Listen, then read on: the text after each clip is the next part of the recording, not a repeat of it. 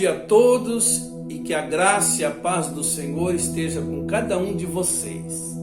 Hoje eu gostaria de meditar com os irmãos sobre o tema A Vontade de Deus, com base em Romanos capítulo 12, versos 1 e 2. O texto diz: Rogo-vos, pois, irmãos, pelas misericórdias de Deus, que apresenteis os vossos corpos como sacrifício vivo, santo e agradável a Deus, que é o vosso culto racional. E não vos conformeis com este mundo, mas transformai-vos pela renovação do vosso entendimento, para que experimenteis qual seja a boa, agradável e perfeita vontade de Deus. Queridos, nas Escrituras nós encontramos a vontade de Deus como um decreto e a vontade de Deus como um desejo. A vontade de Deus como um decreto ou a vontade soberana de Deus independe da participação humana. Ela é absoluta, ela é irrevogável, ela é irresistível. Como diz Isaías, capítulo 43, 13, agindo Deus, quem impedirá? Ou como diz Apocalipse 3, 7, Ele é aquele que abre e ninguém fecha, Ele é aquele que fecha e ninguém abre. Ou como diz Romanos 9, 19, quem pode resistir à sua vontade? Então, queridos, a vontade de Deus como um desejo ou a vontade moral de Deus revelada em sua palavra depende de uma deliberação da nossa vontade para ser realizada. Essa é diferente da vontade como decreto ou da vontade como soberana de Deus. E essa vontade de Deus, ela reflete seu caráter e chega a nós como um desejo que, inclusive, pode ou não ser realizado em razão da liberdade humana.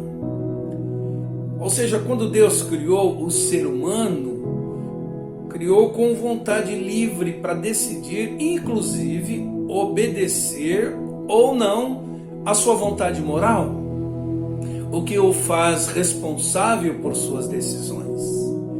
Então Deus tem desejos com relação a nós, mas em razão do arbítrio que Deus colocou em nós, podemos realizar ou não esses desejos. Por exemplo, Deus deseja a nossa santificação, como diz 1 Tessalonicenses 4:3, essa é a vontade de Deus, a vossa santificação. Deus deseja que sejamos transformados à semelhança de Jesus. Deus deseja que sejamos cheios do Espírito Santo. Deus deseja que busquemos o seu reino e a sua justiça em primeiro lugar, por exemplo. Enfim, os desejos de Deus estão expressos em sua palavra. Todavia, esses desejos só se realizarão com a nossa anuência. E como Maria, nós precisamos dizer: faça-se em mim a sua vontade. Estou dizendo isso, queridos, porque quantos não são aqueles que ficam paralisados na vida por longos períodos de indecisão, esperando uma revelação de uma suposta vontade específica de Deus para suas vidas, quando não estão dispostos nem a obedecer à vontade moral de Deus, nem tampouco orar, sujeitando a própria vontade à vontade de Deus. E é interessante observar que o texto não diz que vamos saber ou que vamos desejar a vontade de Deus, mas ele diz que nós vamos experimentar, porque há quem saiba e não deseje, há quem saiba e deseje e não faça. Então vamos experimentar a vontade de Deus, o que dá a entender que é algo que vai acontecendo na nossa vida à medida em que vamos cumprindo algumas condições. Está aí no texto. À medida que vamos colocando a nossa vida no altar de Deus.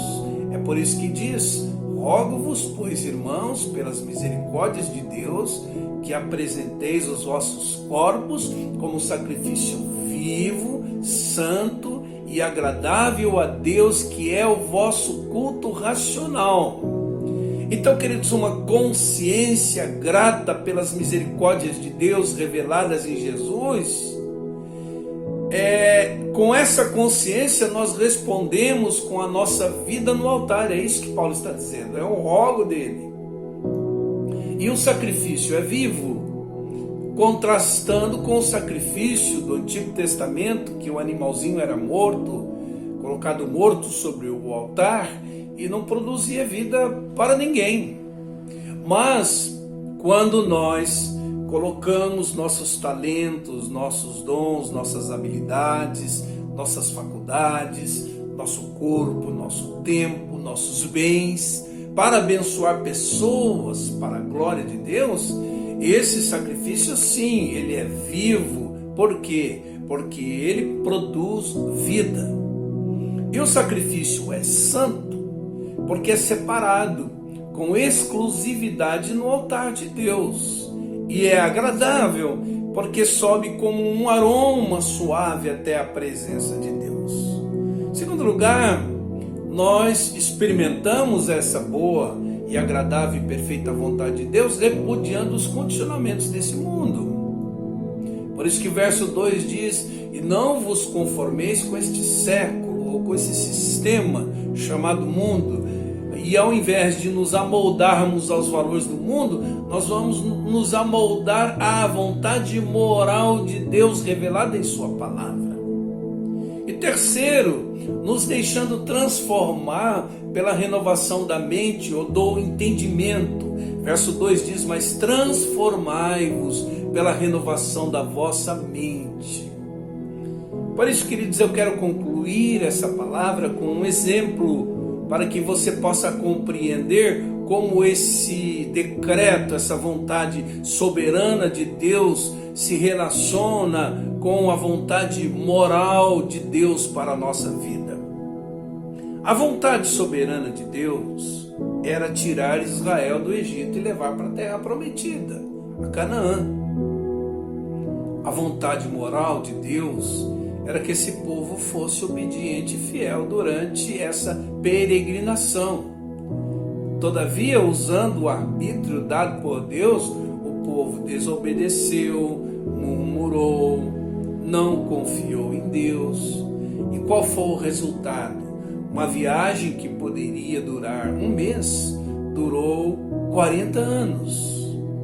Podemos com isso concluir que a desobediência do povo, apesar de não ter alterado o decreto de Deus, que era tirar da escravidão do Egito e levar para a terra prometida, atrasou consideravelmente a viagem.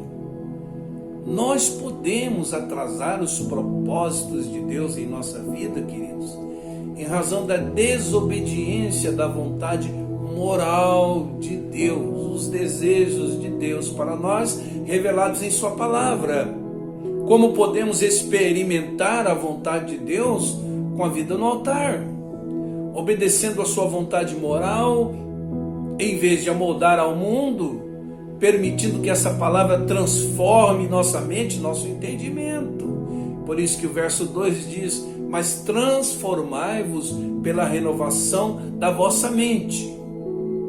Nós só conseguimos discernir e repudiar os valores do mundo com a nossa mente renovada pela palavra de Deus, aplicada pelo Espírito Santo na nossa interioridade. Com a vida no altar, repudiando os valores desse mundo, em processo de renovação da interioridade através da prática da palavra revelada, naturalmente, no movimento da vida, nós vamos experimentando a vontade de Deus, que é boa, agradável e perfeita, como diz o verso 2, parte B. Ou seja, caminhando dentro dos limites da vontade de Deus, descansando na vontade soberana de Deus, naturalmente a boa, a agradável e perfeita vontade de Deus se estabelecerá em nossa vida. Amém, queridos? Então seja assim com a sua vida, seja assim com a nossa vida, em nome do Senhor Jesus. E que Deus guarde e proteja você e sua família durante o restante da semana, em nome de Jesus.